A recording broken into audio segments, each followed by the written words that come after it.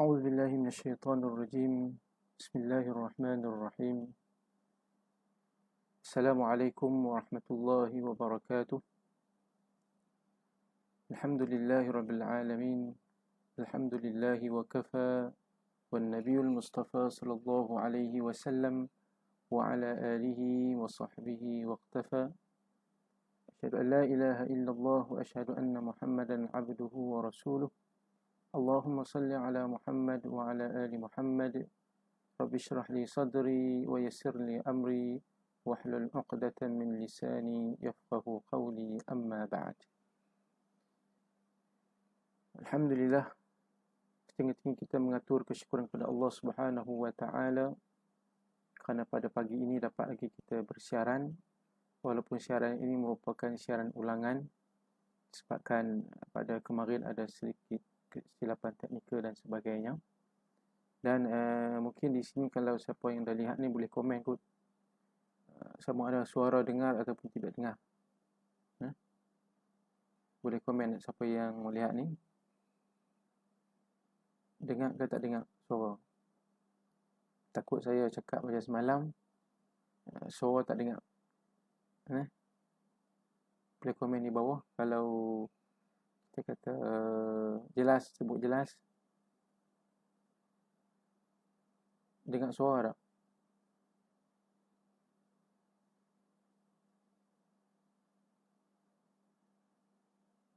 Okey. Harap insya-Allah suara saya didengari di luar sana insya-Allah. Okey, sekali lagi bismillahirrahmanirrahim.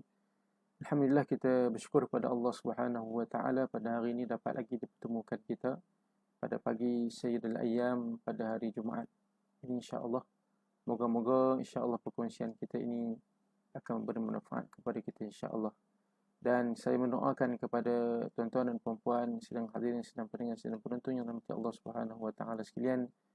Semoga Allah Subhanahu wa taala memberi kesihatan yang baik kepada kita, melapangkan kita kata diri kita untuk kita melaksanakan ibadah kepada Allah Subhanahu wa taala insya-Allah.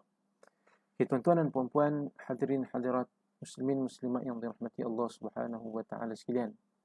Insya-Allah pada pertemuan ini kita akan berkongsi dan juga sambungan kepada pertemuan yang lalu, menyentuh berkaitan dengan hadis yang membicarakan berkaitan dengan cabang-cabang keimanan kepada Allah Subhanahu wa taala.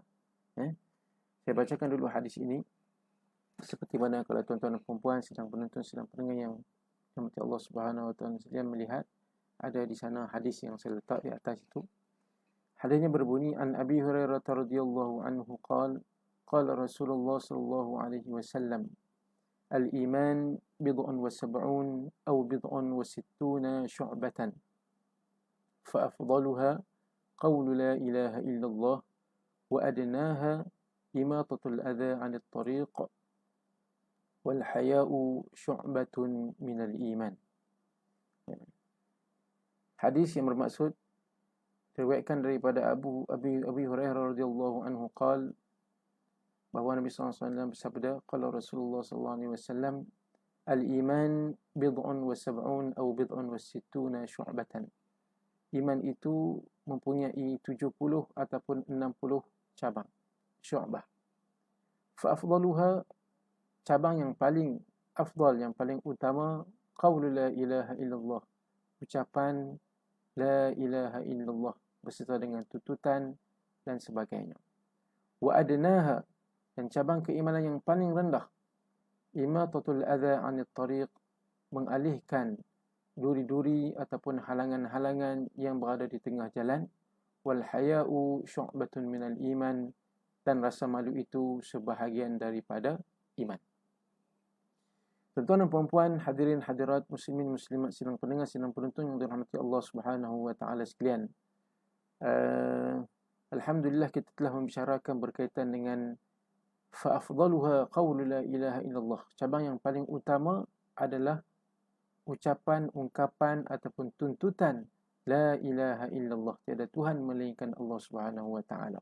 Kita dah sebut perkara ini pada pertemuan yang lalu, dan insya-Allah pada pertemuan ini kita akan tengok kepada poin yang kedua ataupun part yang kedua, iaitu wa adnaha imatatul adha 'anil tariq.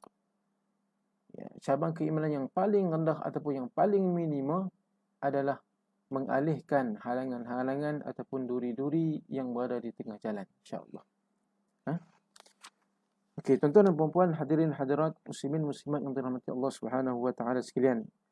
Kita Nabi sallallahu alaihi wasallam nak menggambarkan kepada kita cabang keimanan yang paling afdal, yang paling utama adalah kita kata ucapan dan tuntutan la ilaha illallah. Itu satu benda yang kita kata beratlah.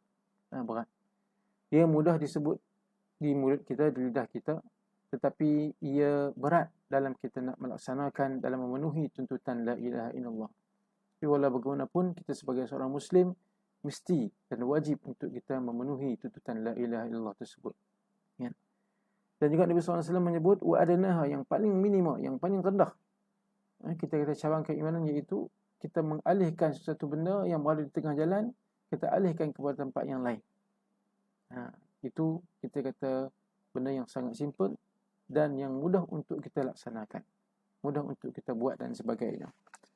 Kalau kita melihat, kita kata disebut juga dari sini oleh Imam Ibn Hajar dalam kita kata Fathul Bari, dia mengatakan ada 77, dalam riwayat yang lain sebut ada 77 cabang keimanan kepada Allah Subhanahu wa taala. Semualah boleh katakan perkara-perkara yang baik, melibatkan rukun Islam, melibatkan rukun iman, yang cinta kepada Allah, cinta kepada Rasul, taubat, al-khauf, ar-raja, bersyukur, kan? Kita tengok di sini apa lagi, sabar, tawakal, meninggalkan hasad dengki, mempelajari Al-Quran, mengajar Al-Quran, berzikir, berdoa, mengeluarkan zakat, berpuasa, haji.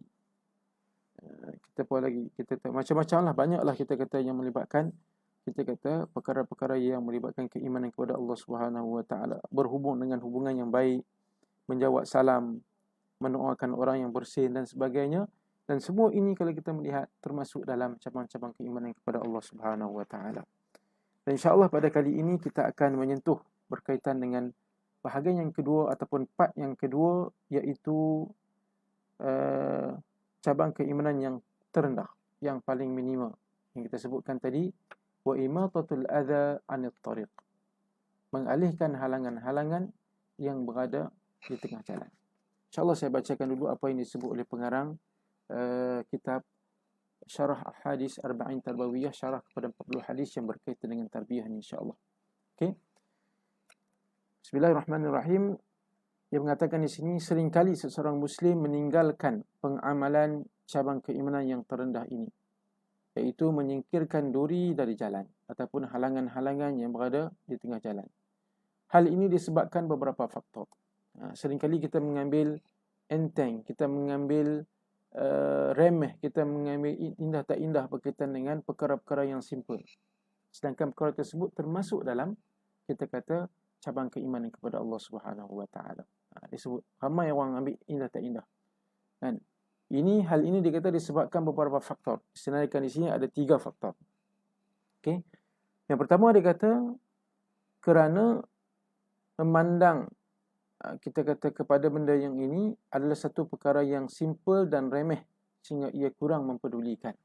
Kenapa? Kerana seorang itu dia memandang satu benda yang disebutkan tadi, benda yang remeh, benda yang simple sangat, benda yang senang sangat. Maka disebabkan itu dia tidak mempedulikan perkara tersebut. Ini bila kita nampak ni, kita nak kata bila kita sebut ni, kita kena ambil beratlah. Walaupun benda itu benda yang simple, ambil satu benda halangan yang terdapat di tengah jalan, kita ambil letak tepi, tak di tempat yang sepatutnya, kita nampak benda tu remeh, kan? Benda tu simple, tapi sebenarnya ia memberi kita kata ganjaran yang besar kepada kita, insya-Allah, kan? Jadi nak sebutnya di sini bahawa kita kata faktor pertama adalah seorang itu kita kata mengambil indah tak indah atau mengambil remeh terhadap perkara tersebut. Okay, yang kedua, seorang itu merasa bahawa ia sudah melakukan banyak cabang keimanan yang lebih tinggi sehingga tidak perlu melaksanakan kita kata amalan cabang yang terendah ini. Ini kita kata persepsi orang juga. Dia kata, alah, saya dah buat. Alah, aku dah buat perkara yang lebih besar lah. Benda yang simple ni bagi kat orang lain lah. Nampak? Dia, kita kata merasa dia dah buat satu benda yang besar, dan dia kata benda yang kecil tak perlu dia buat dah. Benda yang kecil tak perlu dah, biar orang lain buat. Jadi ini juga kita kata satu pemahaman yang salah yang perlu untuk kita betulkan. Kemudian yang ketiga, ada banyak alasan dan dalih. Yang ketiga, dia banyak alasan, banyak dalih. Istilah kita kata banyak mengelak lah, kan? Banyak mengelak. Banyak alasan, banyak dalih. Ataupun banyak sangat kita kata akai dia. Bahasa kita kata banyak akai lah, kan? Saya bacakan di sini. Ada banyak alasan dan dalih yang memberi pemakluman seperti kita kata tergesa-gesa menunaikan tugas. Ada banyak dalih, dia kata, oh saya ni nak cepat. Saya nak cepat sebab ada tugasan, ada kita kata perkara yang nak dilakukan. Ataupun disebut di sini kenyamaan dalam kita kata kehidupan dia. Maksud dia dah rasa selesa dah. Dia rasa bolehlah, selesa lah. Jadi dia tak perlu untuk kita kata buat. Dia tak bagi kat orang lain. Dia rasa selesa. Dia rasa selesa. Ataupun dia rasa susah. Kalau dia naik kenderaan, dia rasa susah nak keluar. Kemudian nak ambil, nak alih, dia rasa susah. Menyusahkan diri dia. Maka dia meninggalkan perkara tersebut.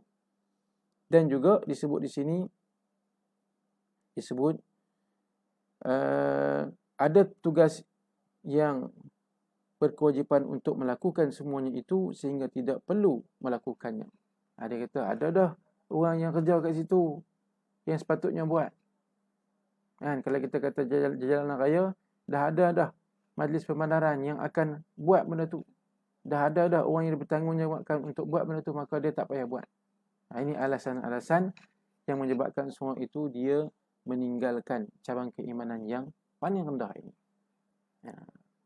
Dapat kata sini bahawa kita bila kita memahami perkara tersebut, walaupun benda yang kecil, walaupun benda yang simple, walaupun benda yang remeh, tapi benda itu baik, benda itu melibatkan keimanan, maka kita nak kena ambil peluang tersebut untuk melakukan perkara tersebut sebagai satu tanda keimanan kita kepada Allah Subhanahu Wa Taala. Nampak? Ini ada 3 kita kata faktor yang menyebabkan seorang itu dia tidak melaksanakan. Saya ulang balik, yang pertama dia memandang satu benda yang remeh.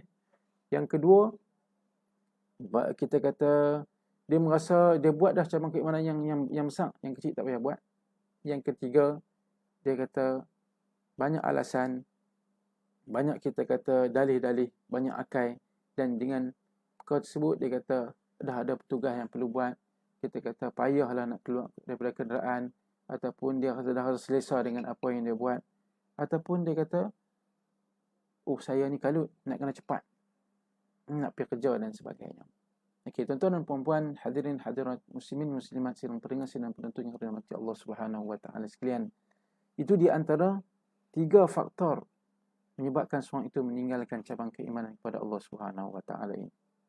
Dan sambungan lagi dikata di sini, oleh itu kami akan memaparkan beberapa hal yang semoga dengan perkara tersebut membantu kita mengetuk hati kita sebagai seorang muslim sehingga kita memiliki semangat untuk mengamalkan cabang-cabang keimanan meskipun cabang tersebut merupakan cabang yang paling minima ataupun yang paling rendah. Dia akan sebut kat sini ada beberapa poin untuk memberi galakan kepada kita, memberi motivasi kepada kita untuk kita melaksanakan satu perkara yang orang yang anggap remeh tapi kita rasa penting bagi kita untuk kita laksanakan supaya insya-Allah ini merupakan satu tanda ataupun satu amalan kita sebagai amalan yang termasuk dalam cabang-cabang keimanan kepada Allah Subhanahu Wa Taala insya-Allah. Tuan-tuan dan puan-puan, hadirin hadirat muslimin muslimat yang dirahmati Allah Subhanahu Wa Taala sekalian. Mungkin saya boleh bagi contoh sedikitlah. Kalau kita tengok di sini, di antara contoh yang berkaitan dengan apa yang disebut wa imatatul adza 'anil tariq, kita mengalihkan halangan-halangan yang berada di tengah jalan. Contohnya kalau kita berada di kampung, ataupun kita berada di taman, ataupun kita berada di mana-mana sahaja, kan? Khususnya kalau sebut sini, kalau di kampung ni jalannya jalan kecil, jalan minitar, jalan minitar. Bila jalan kecil, di sana di sebelah-sebelah jalan tersebut dia ada pokok kelapa, kadang dulu ada pokok pinang, kan? Ada mungkin ada pokok bunga dan sebagainya. Kalau saya dekat kampung, kita kata pelepah nyuk, maaflah sebut bahasa utara sikit, pelepah nyok. Pelepah kelapa. Pelepah kelapa ni kadang-kadang dia jatuh. Bila dia jatuh tengah jalan. Jadi bila mana kita nampak pelepah kelapa tu jatuh, maka kita ambil pelepah kelapa tersebut, kita letak di sebelah ataupun di tepi jalan. Kita alihkan ke tepi jalan. Maka perbuatan kita itu merupakan perbuatan yang termasuk dalam keimanan kepada Allah Subhanahu Wa Taala. Kan? Tapi kadang-kadang kita melihat situasi ini dia kita kata tak berlaku sangat. Kan? Bila jatuh pelepah tu, naik motor pun lalu, naik kereta pun lalu, naik basikal pun lalu. Sampai kita kata pelepah tadi tu kita kata hancur, lunyai. Kan? Habis. Kita kata macam tu kerana ditindih oleh kenderaan-kenderaan. Sama ada kereta ke motor ke basikal dan sebagainya. Jadi keadaan tersebut kita melihat berlaku. Berlaku. Bila mana berlaku, maka kalau berlaku di hadapan kita, kan, maka kita turun ataupun kita ambil pelepah tersebut, kita buang di tepi kita sebutkan tadi, maka perbuatan kita itu termasuk perbuatan yang dikategorikan sebagai perbuatan yang dalam lingkungan keimanan kepada Allah Subhanahu Wa Taala. Nampak simple kan? Simple. Jadi antara contoh yang lain, kita melihat, kita kata sampah. Kita melihat sampah. Sampah bila kita tempat kita laluan, sama jalan raya ke, laluan rumah kita ke, ataupun kalau di sekolah, laluan sekolah ke dan sebagainya, kita nampak sampah, maka kita ambil sampah tersebut dan kita buang dalam tong sampah. Perbuatan itu simple je. Tetapi ia melibatkan ataupun termasuk dalam perkara-perkara keimanan kepada Allah Subhanahu Wa Taala. Samping kebersihan itu sebahagian ataupun di antara cabang-cabang keimanan, satu kita kata satu hal lah. Kan? Tapi perbuatan kita ambil sampah tadi itu juga merupakan keimanan kita kepada Allah Subhanahu Wa Taala yang kita masukkan, kita kata sampah tersebut ke dalam tong sampah. Itu dikatakan imatatul adza anit tariq. Di antara contoh yang lain, kita kata nampak batu di tengah jalan, jalan raya ke, jalan tar ke dan sebagainya. Kita nampak apa-apa mana-mana laluan pun kita nampak kayu ke, batu ke. Bila kita ambil tersebut, kita alihkan, kita campak ke, kita buang ke di tepi jalan, maka perbuatan kita itu juga merupakan perbuatan yang kita termasuk dalam cabang keimanan kepada Allah Subhanahu Wa Taala. Jadi nak katakan di sini, benda yang simple, tapi bila kita faham itu merupakan keimanan, perkara-perkara yang termasuk dalam keimanan kepada Allah Subhanahu Wa Taala, maka kita kena laksanakan. Kalau berlaku depan kita, itu merupakan peluang yang Allah berikan kepada kita untuk kita melaksanakan cabang keimanan yang paling rendah kepada Allah Subhanahu Wa Taala. Okay, insya-Allah. Tuan-tuan dan puan-puan, hadirin hadirat, muslimin muslimat, sedang pendengar, sedang penonton yang dirahmati Allah Subhanahu Wa Taala sekalian. Okey, saya akan bacakan di sini saranan-saranan yang akan diberikan kepada kita supaya bila kita mendengar saranan ini, kita termotivasi, kita rasa kita kata nak lakukan perkara yang walaupun perkara tersebut perkara yang simple, perkara yang remeh dipandang oleh orang lain, tapi kita tahu itu ada nilai keimanan di sisi Allah Subhanahu Wa Taala, insya-Allah. Okey, disebut di sini saya baca balik. Oleh kerana itu, kami akan memaparkan beberapa hal yang insya-Allah dengan perkara tersebut mampu mengetuk hati setiap Muslim sehingga memiliki semangat untuk mengamalkan cabang keimanan meskipun ia merupakan cabang yang terendah, insya-Allah. Okay, dia kata yang pertama di sini, meskipun penyingkiran duri ataupun paku ataupun halangan-halangan dari jalan adalah tindakan yang simple, yang remeh, namun kita perlu fikirkan puluhan, ratusan, bahkan ribuan pengguna jalan ataupun jalan raya akan mampu terselamat dari gangguan itu ketika mana kita rela menyingkirkan halangan tersebut sehingga kita layak mendapat pahala yang besar. Nampak? Itu yang pertama. Dia kata apa? Kita kata walaupun orang lain nampak satu benda yang simple, satu benda yang remeh, satu benda yang kita kata mudah, namun kita kena fikirkan iaitu puluhan, ratusan dan ribuan pengguna jalan tersebut, kan, kita kata akan terselamat daripada gangguan tersebut. Akan kita kata terselamat daripada halangan tersebut. akan terselamat daripada mungkin duri tersebut, akan terselamat daripada mungkin kayu tersebut, kita kata batu tersebut, ataupun paku dan sebagainya. Dan di samping itu, kita mendapat ganjaran yang besar daripada Allah Subhanahu Wa Taala. Nampak? Kita buat, contoh kita ambil tadi, kita kata paku, ataupun batu, ataupun pelepah nyok, pelepah kelapa tadi yang jatuh tengah jalan, kita alih. Disebabkan perbuatan kita itu, orang yang lalu lepas pada itu, dia akan terselamat daripada perkara-perkara tersebut. Kan? Bila selamat dari perkara tersebut, maka kita telah menyelamatkan diri kita dan menyelamatkan orang lain. Di sana Allah Subhanahu Wa Taala akan menganjarkan pahala yang besar kepada kita. Dan tuan-tuan dan perempuan tak mau ke pahala yang besar? Kan? Tak mau ke? Pasti jawapannya kita nak. Dan kalau kita nak, bila kita berhadapan dengan situasi ini, dengan peluang ini, maka kita nak kena ambil peluang untuk kita melakukan, kita kata, perbuatan tersebut, walaupun orang lain nampak satu benda yang remeh, satu benda yang kita kata simple, satu benda yang mudah.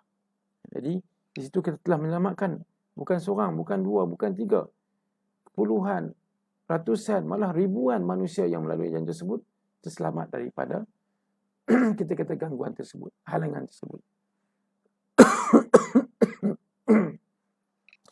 Okay, tuan-tuan dan puan-puan, hadirin hadirat, muslimin muslimat yang dirahmati Allah Subhanahu Wa Taala sekalian. Pagi ni suara tak ada ke? Itu yang kita kata yang pertama. Okay, yang kedua disebut di sini, disebutkannya hal ini sebagai cabang yang terendah. Bukan bererti kita tidak boleh melakukannya sebelum melakukan cabang yang lebih tinggi. Okay. Walaupun di sana ada pandangan mengatakan bahawa dia telah melakukan cabang keimanan yang besar, maka dia tak mau dah buat benda yang kecil. Tapi kita nak sebut di sini, walaupun disebut demikian, kita sebut di sini bukan bererti kita kata bila mana kita telah melakukan cabang yang besar, bukan bererti kita tak perlu nak buat cabang yang kecil. Dalam tahap-tahap keimanan ini, dia sebut di sini tidak ada level-level, tidak ada kita kata tingkatan-tingkatan, ataupun tidak ada tahap-tahap yang perlu untuk kita ikut. Bila mana sampai masanya, bila mana sampai waktunya, bila mana ada peluang sahaja, maka kita perlu laksanakan, maka kita laksanakan. Jangan nanti, saya tak buat lagi yang ni, jadi saya kena ikut step. Dia tidak ada. Dalam tahap keimanan ini, dia tidak ada step-step yang kita kena ikut. Bila ada peluang, bila ada ruang, bila Allah bagi peluang kepada kita, maka cepat-cepat untuk kita laksanakan supaya insya-Allah perkara tersebut kita mendapat ganjaran yang besar daripada Allah Subhanahu Wa Taala. Itu disebut di sini.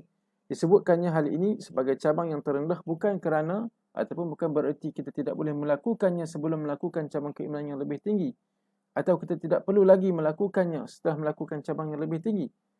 Hadis ini ataupun hadis di atas yang kita sebutkan tadi menjelaskan bahawa iman itu memiliki banyak cabang dan berharap agar seorang Muslim mewujudkan semua cabang-cabang semaksimal yang mungkin.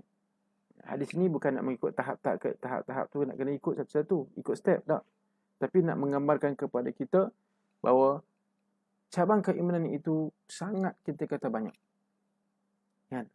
Yang disebutkan tadi, bila mana kita berpeluang, Allah beri peluang kepada kita di depan mata kita, maka kita perlu laksanakan, maka kita laksanakanlah. Jangan kita duk kata, alah saya dah buat dah, alah saya tak buat lagi yang ni, kita nak ikut step. Tak perlu. Maksudnya, ada peluang, Allah bagi, Allah tunjukkan kepada kita, maka kita laksanakanlah. Kita laksanakanlah. Jadi nak katakan di sini, satu benda yang kita kata, walaupun benda yang simple, tapi kita nak kena menganggap dalam diri kita bahawa perkara tersebut merupakan perkara yang ada nilai di sisi Allah Subhanahu Wa Taala, insya-Allah. Okey, tuan-tuan dan puan-puan, hadirin hadirat, muslimin muslimat yang dirahmati Allah Subhanahu Wa Taala sekalian, itu yang kedua. Okey, manakala yang ketiga, saranan ataupun kita kata galakan yang disebut oleh pengarang ini, dia mengatakan seorang Muslim hendaklah menyedari bahawa setiap hari ia memiliki kewajipan untuk bersedekah kepada saudaranya. Saudara semuslim ataupun tak kisahlah siapa-siapa pun. Kita dalam hidup kita, tuan-tuan dan puan-puan, hadirin hadirat muslimin muslimat yang dirahmati Allah Subhanahu wa taala sekalian, kita dalam diri kita, dalam harian kita, kita perlu sedar bahawa setiap hari perlunya untuk kita bersedekah kepada orang lain. Setiap hari perlunya untuk kita memberi sumbangan kepada orang lain. Dan hakikatnya memang begitu tiap-tiap hari. Dalam hidup kita ni tiap-tiap hari kita melakukan sedekah. Sama ada kita sedar ataupun tak sedar, itu bergantung kepada kita. Tapi kita kalau boleh, bukan kalau boleh, mestinya kita nak lakukan satu amalan itu dalam keadaan kita sedarlah. Kan? Jadi kita nak sebut di sini bahawa kewajipan pada setiap muslim ini perlu untuk memiliki satu rasa tanggungjawab untuk bersedekah kepada saudaranya pada setiap hari. Kan? Maka siapa tahu pada hari itu ia belum bersedekah. Okey, maka siapa tahu pada hari itu ataupun pada hari tersebut ia belum bersedekah dan menyingkirkan duri itu mampu menutup kewajipan sedekahnya. Jadi dengan perbuatan kita mengalihkan halangan, duri-duri, batu-batu dan sebagainya, ia sebenarnya boleh menyebabkan kita termasuk dalam golongan yang memberi, kita kata, sedekah. Kenapa? Ada satu hadis Nabi sallallahu alaihi wasallam, saya bacakan di sini. Rasulullah sallallahu alaihi wasallam bersabda, setiap muslim memiliki kewajipan bersedekah.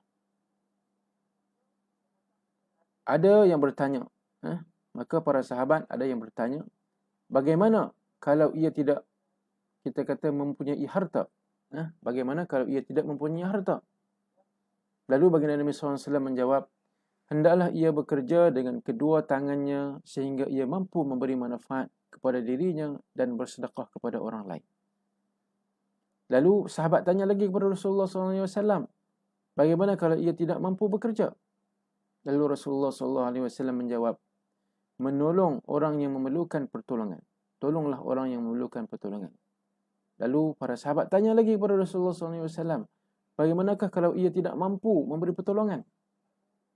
Lalu baginda Nabi SAW menjawab, memerintahkan kebajikan dan kebaikan. Maksudnya kita melakukan perkara-perkara yang baik dan perkara-perkara yang melibatkan kebajikan. Lalu para sahabat tanya lagi kepada Rasulullah SAW, bagaimanakah kalau ia tidak melakukannya? Maksudnya dia pun tak buat. Dia tak mau buat ataupun dia tak buat.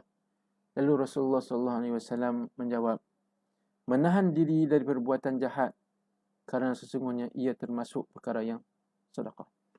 Menahan diri daripada perbuatan jahat, menahan diri daripada melakukan maksiat, menahan diri daripada melakukan dosa, itu termasuk dalam, kita kata, sedekah. Itu termasuk dalam, kita kata, sedekah. Kan? Ini hadis muttafaqun alaih. Dalam riwayat yang lain, dalam riwayat Al-Bazzar, ada penambahan sedikit di akhir, kita kata, hadis Nabi SAW tersebut, disebut di sini, dan menyingkirkan gangguan dari jalan adalah sedekah. Dan menyingkirkan halangan-halangan, gangguan-gangguan di jalan adalah sedekah. Jelas tuan-tuan dan puan-puan, hadirin dan hadirat, muslimin muslimat, bahawa menyingkirkan gangguan-gangguan, halangan-halangan yang berada di tengah jalan juga termasuk dalam perkara yang dikategorikan sebagai sedekah. Nampak tuan-tuan dan puan-puan, Islam ini sangat, kita kata, baik, sangat sempurna, sangat, kita kata, lengkap lah. Sebab tu kita kata bahawa, kita kata, lakukan saja perkara yang baik, insya-Allah ia termasuk dalam perkara-perkara yang melibatkan sedekah. Sebab tu saya katakan tadi, dalam kehidupan kita ini, kita melakukan sedekah, tapi kadang-kadang kita tak perasan. Kadang-kadang kita tak tahu pun benda tu benda yang termasuk dalam sedekah. Seperti tadi tu, kita menahan daripada perbuatan jahat, menahan daripada dosa, sedekah. Kita melakukan kebaikan, kita tolong orang, sedekah. Apa lagi Nabi SAW sebut tadi? Kita menahan diri daripada maksiat, sedekah. Membuat satu benda yang manfaat, sedekah. Ataupun kita memberi mal kita, harta kita, duit kita kepada orang juga termasuk sedekah.